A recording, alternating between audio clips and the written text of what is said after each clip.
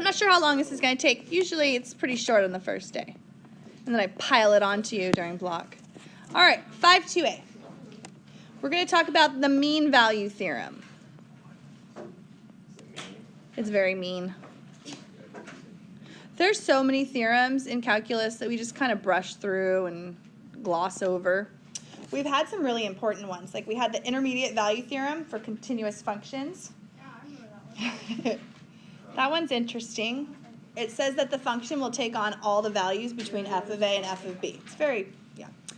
The other theorem we had was if you're differentiable, then that proves that you're continuous.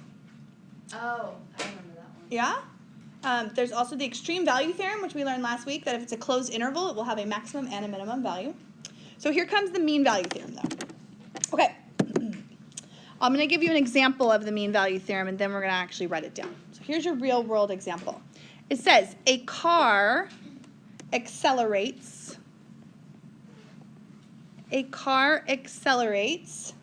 from 0 feet per second for 8 seconds, and its distance is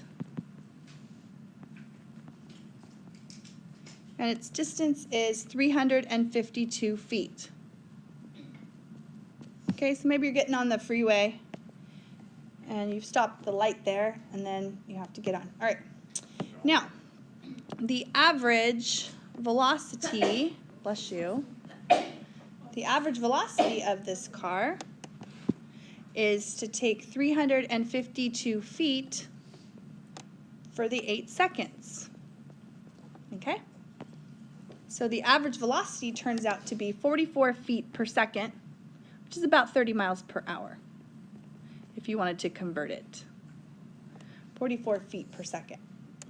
All right, so I'm going to draw a graph of this, show you kind of what's going on.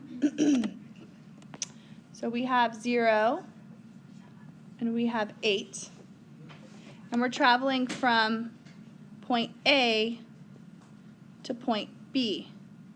Now, this acceleration might not be constant, might not be just a straight line. Let's suppose that it goes like this, something like that, okay? And then it keeps going, something like that, from A to B. Now, this is what the mean value theorem says. If the average velocity is 44 feet per second, then at some point during the 0 to 8 seconds, you were going 44 feet per second.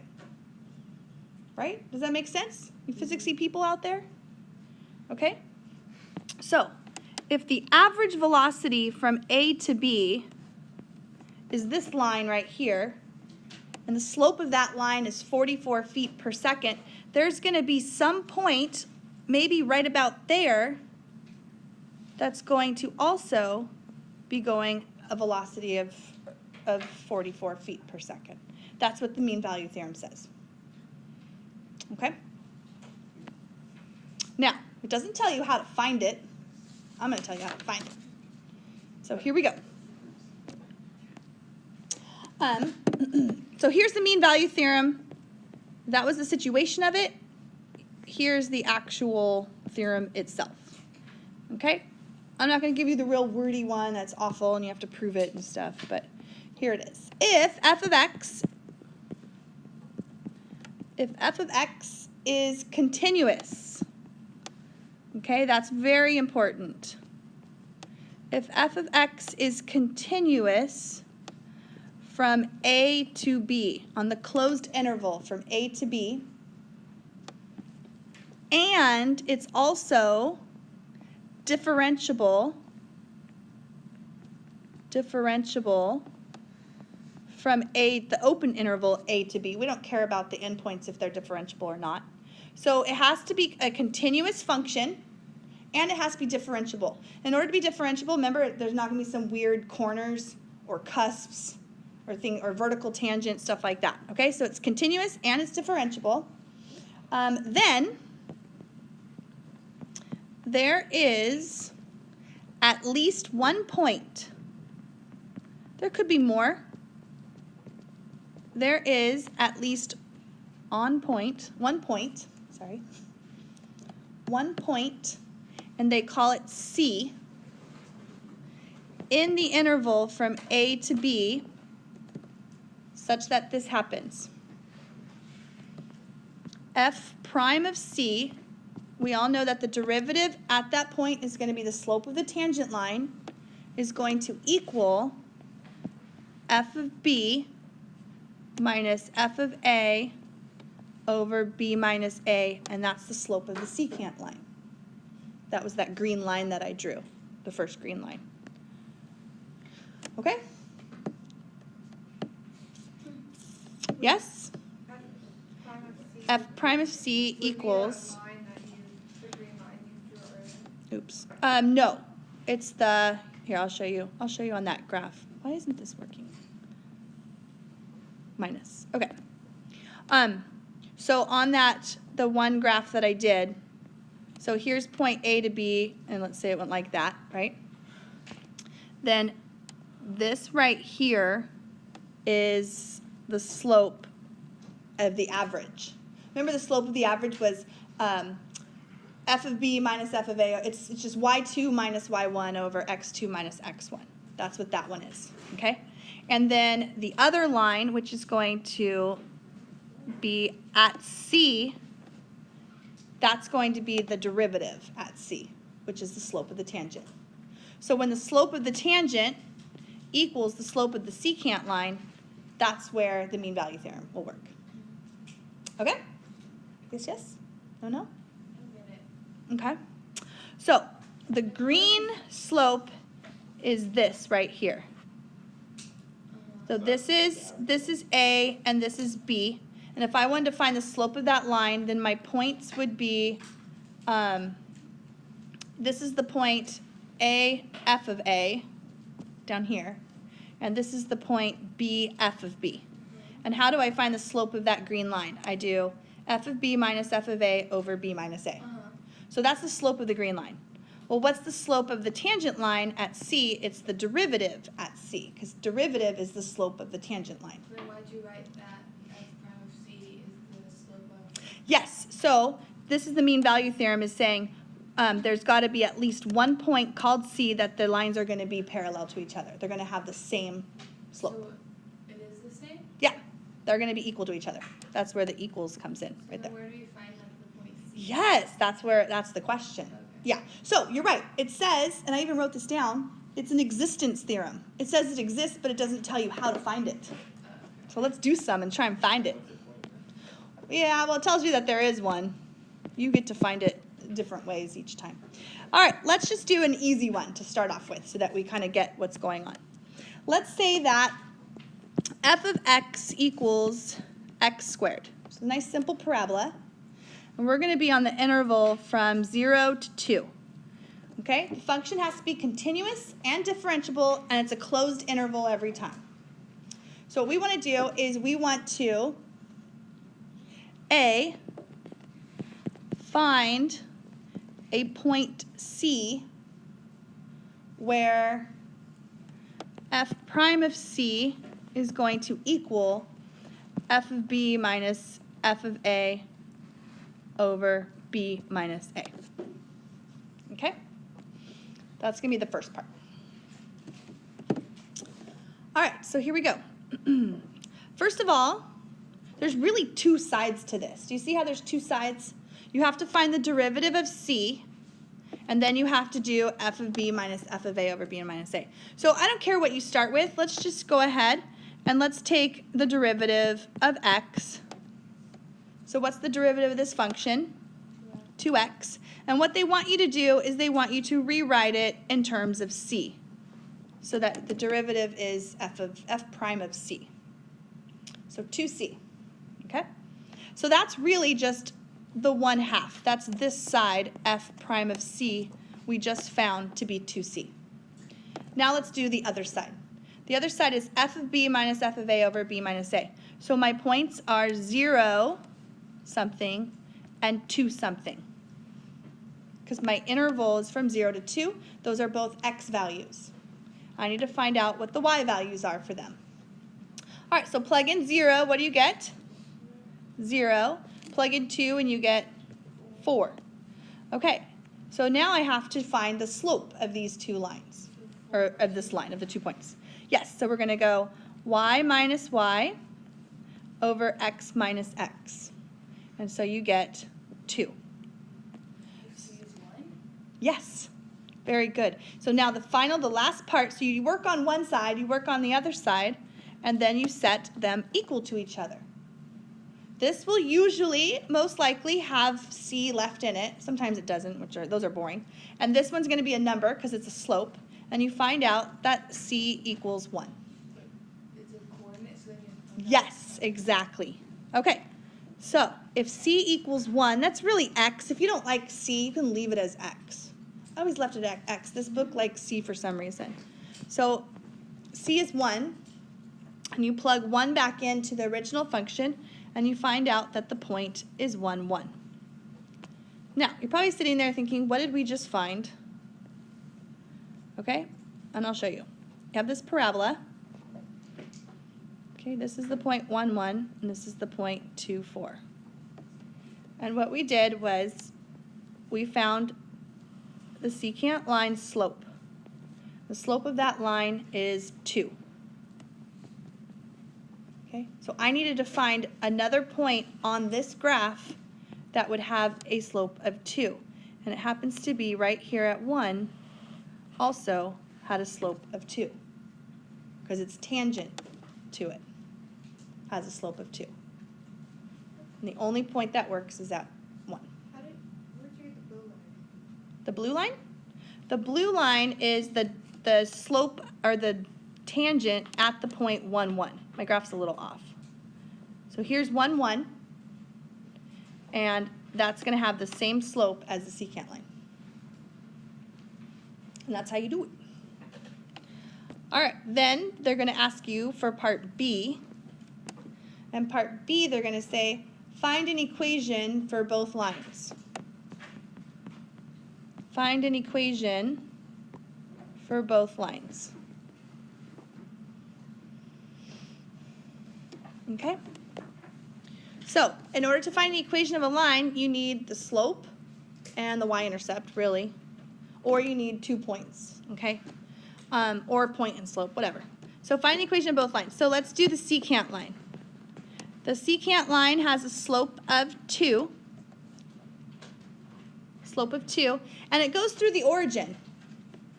So it has a point of 0, 0. And so that would just be the equation y equals 2x. So that's the equation of the green line. Why is it so It's called the secant line because it's the average from a point to another point. And then the other one is the equation of the tangent line. Well, the tangent line also has a slope of 2 Wait, how do we know that? because they're parallel lines. Did we find that somewhere in the function, or we just? Well, it's up here. It's saying where the derivative at c, which is the slope of the tangent line, is equal to the slope of the secant line. They're going to be equal to each other. So the secant line, we found the slope is 2. So we did the slope formula. That would be the same thing as the tangent line because they're parallel. All right, so the tangent has a slope of 2, but it doesn't go through the point 0, 0. What point does it go through? Perfect. It goes through 1, 1. So we would do y minus 1 equals 2x minus 1. And they might want you to rewrite that in, slope-intercept form. So distribute the 2, 2x minus 2, and then add 1. So 2x minus 1. So that would be the equation of both lines. Okay? So that's one that works. I need to show you a couple of them that fail. Okay, so sometimes you're going to try it and you're like, why isn't this working? Or it might work, but it's wrong. You got it? Yeah. Because it failed to exist. So why would we do this? To mess with you. I know. Oh, yeah. Okay, so something like this. If you have y equals the absolute value of x from -1 to +1. and I ask you to find a C that, you know, blah, blah, blah, blah, works out, okay, you can't do it. It's not differentiable at every point from -1 to 1. It is a corner, isn't it? Okay? So let's say that this is -1 and this is +1, and we're trying to use the mean value theorem, but it fails. We can't use the mean value theorem, okay? It's not differentiable at x equals 0. So you would just say, it fails, sorry. Okay? Another way something could fail would be something like y equals 2 over x minus 3, and we're going to do the interval from 0 to 5. Perfect. Okay? You can't use the mean value theorem on this problem either to find a point that has the same slope, because this is not continuous at x equals 3. Okay, so I probably won't ask you to do one, like, oh, find it, and then I'm screwing with you. I would probably ask you, why can we not? And you would say either not differentiable or not continuous. Those are really the only two failures that happen. Okay, and you can graph them. It works if you graph them too. Okay, let's do another one, because I know some of you guys are super confused and you hate these. All right. Wait, that's not the hard part, or is it the hard part? No, they're all kind of like that. Oh, that's easy. Yeah. Well, just be careful though. Just be careful. So let's try another one. Number 2. All right. The what's it called? The parabolas are easier. I don't want to do another parabola because we just did one. But let's do trying to look at your homework to see which kind I want to do. Let's do f of x equals x plus 1 over x from 1 to 5. I don't know how nice these are going to be. Okay? So it works because 0 is not an interval? Yeah. So we're going to it says in your homework it'll say A, state whether or not the function satisfies the hypothesis of the mean value theorem. What they're asking you to do is find out if it's continuous and if it's differentiable. Okay, the only problem that we would have would be if x equals 0. That would be not continuous there, but that's not in our interval, so we're good. Okay, and then it says if it does, find each value of c in the interval that satisfies the equation.